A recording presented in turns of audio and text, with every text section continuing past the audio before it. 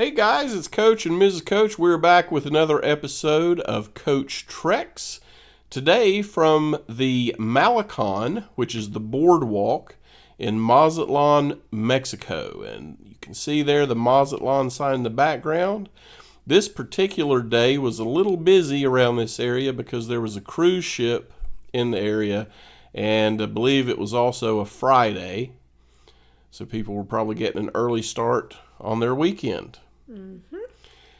And as you can see, some of the coastline in Mazatlan is a little rocky.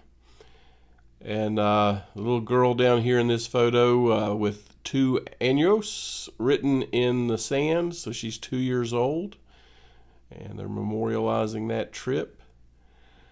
But as you can see, you get a little view of the city. See some of the new construction that's going on through there. We'll see that throughout this video. And just kind of life happening in Mazatlan, Mexico. We just want to kind of show you what it was like on this end of the Malecon, because in the former video we showed you the southern end of the Malecon. This is the northern end of the Malecon. And what I was going to say, if you take it back just a little bit, you will see the little vendor with something that looks or kind of resembles pork rinds. What are those? Because I know they're a big delicacy in Mazatlan. People eat them all the time. We see a lot of them. Right there they are. I have no idea. Well, anybody who knows, please put it in the comments and let us know. Yep, because we're all about some snack food around here.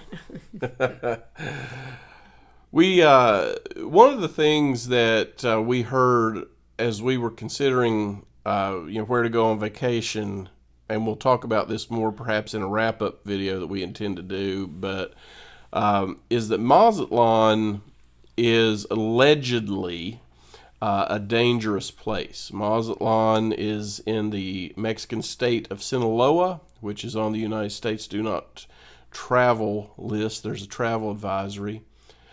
But as you can see, there are families, kids, everybody walking around and just having a good time. They don't act like they're afraid. Well, we weren't afraid either. I'm more afraid of walking in some of the streets where we live.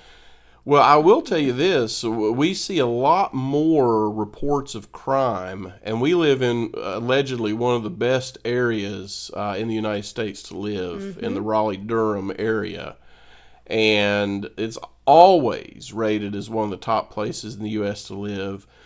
And we see pretty much every day there's a headline of some violent crime that happens in this area, whether it's a shooting, murder, kidnapping, assault, whatever.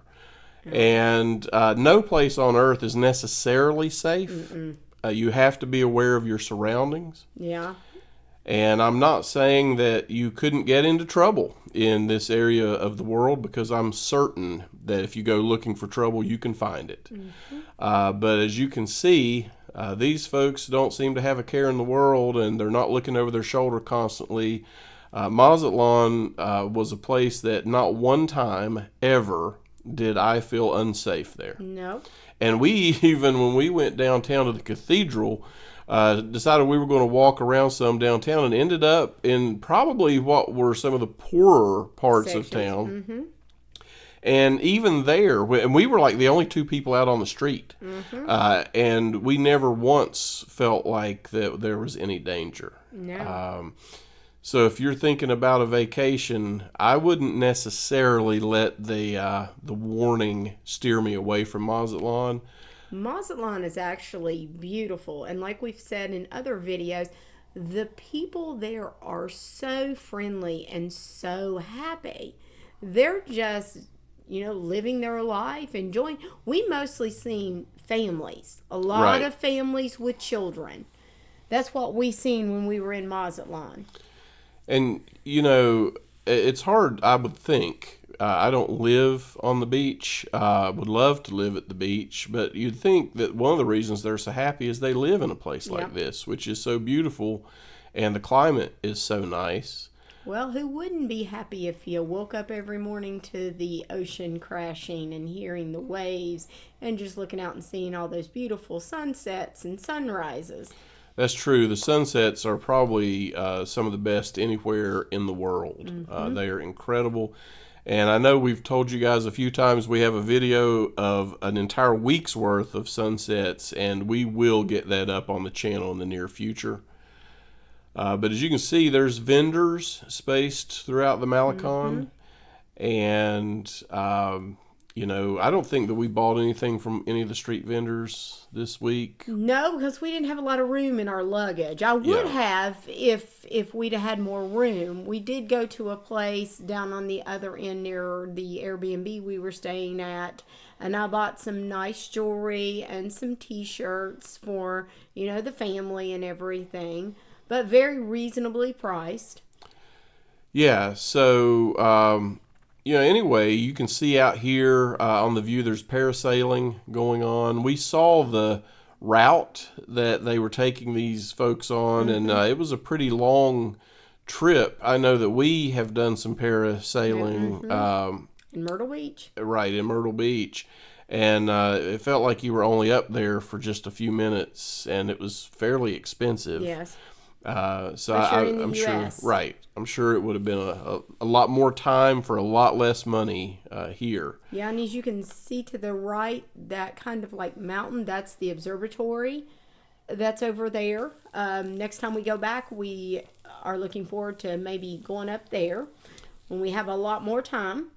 And you guys can see the new construction here. And if you watch the one Pulmonia ride video on the channel, we actually played a drinking game to take a shot every time that you saw new construction, and that would have put you under the table no matter how good a drinker you are, because there's a lot of new construction. This place is growing like crazy, and we enjoyed this place a lot and really would like to go back. And in a way, I'd like to kind of keep this place a hidden gem. I don't think that's possible. But I think it's gone way beyond that at this point. And I think that... Which is good for their economy because they thrive off of foreigners coming in. The tourism. Yeah. Although one could argue that, with the tourists coming in and foreigners coming in to any place like this, expats that move into an area, if too many people overrun an area, it can drive up prices and make it hard on the locals.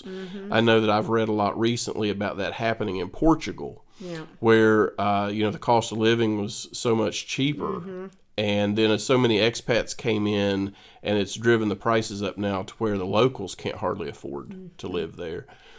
So, just like with most things in life, migration is probably into a country like this is probably good in moderation. Yeah. That we don't want to overrun it with a bunch of people that, have wealth comparative to the locals, because we don't want to drive the prices up. Making it modernized, as they say. But it's a pretty modern place, just about everything that you could imagine. Even the golden arches right there over the top of the tree line. They even have a Hardee's there. That's right. Domino's, Starbucks, you name it. We just wanted you guys to see this area of Mazatlan. The video is coming to an end here, but we do want to ask you guys to please like this video and also subscribe to our channel. And ring the bell. Ring that notification bell so you'll know when we post new content. And until next time, I hope you guys take care. We'll see you soon on Coach Treks.